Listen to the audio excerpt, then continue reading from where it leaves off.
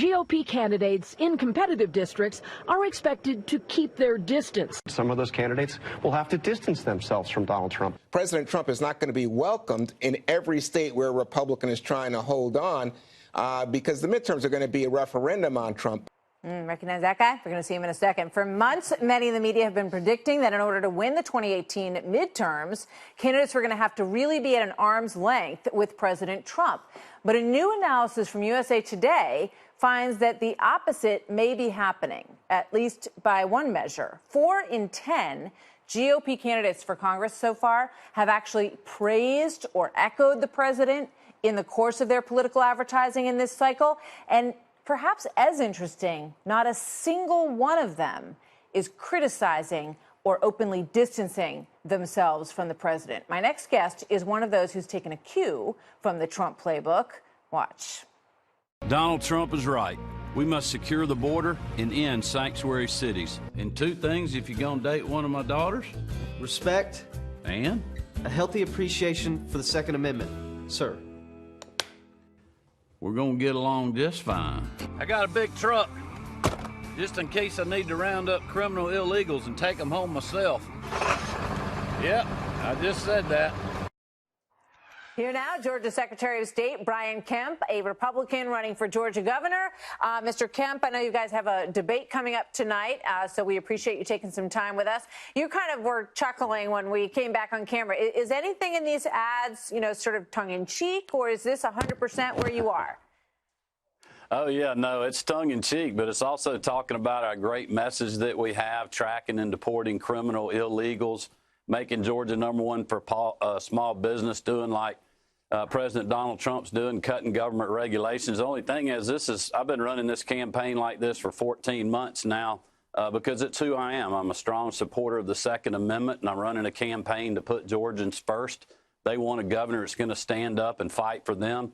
And I'm going to do that as your next governor of Georgia. All right. So we know Casey Cagle is leading in the polls right now. As I said, you have a debate up tonight. But when we looked last night across the board at several of the ads that are running in Georgia right now with all these candidates, they sound very similar, to be honest. So what makes you different? What are you going to be arguing out there tonight for the people of Georgia differentiates you from the rest? Well, this campaign's about trust. You know, who do you really trust to fight for your conservative values, to implement the policies and plans that I've been talking about? And I've got a great record of doing that in the private sector for over 30 years now, also as a state senator and now as Secretary of State.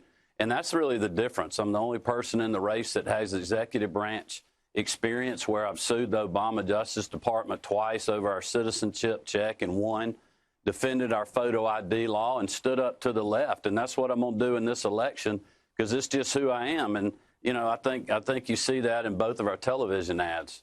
Let me ask you this. We're going to talk about this in another segment coming up, but I'm curious about the issue of pot in Georgia and whether or not you see that as an area where regulation should be dropped and if you think it's a good source of state income in terms of taxing.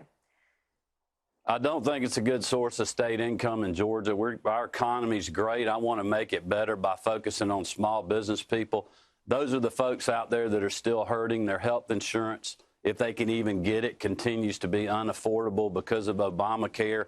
So we need to focus on all areas of our state and make sure they're growing just like Atlanta, Augusta, and Savannah is. And, you know, quite honestly, the medical marijuana is definitely an issue in our state, and the state has made some movement on that. But as far as cultivation and other things, I don't think you'll see that anytime soon in our state. But I certainly understand the families, what they're going through with their kids, and I think there needs to be more clinical research on that. But, you know, I'm sticking to my message, Martha, the conservative values, cutting government, making it more efficient, defending our Second Amendment. We have a whole public safety reform with tracking and deporting criminals and going after street gangs in our state. Because as a father of 3 teenage daughters, I'm concerned about their safety, and I'm concerned about other Georgians' safety. Understood. Let me ask you this. You know, in the primaries, it's easy to run, you know, sort of further to the right. But if you do make it to the, you know, to running against a Democrat in the race in Georgia, do you want President Trump to come stand beside you on the campaign trail? I'd love to have the president come down to Georgia. I tell you, people are appreciative of what he's doing and fighting every day, fighting the liberal media. And I think in some ways that's what I've been fighting here the last 2 weeks.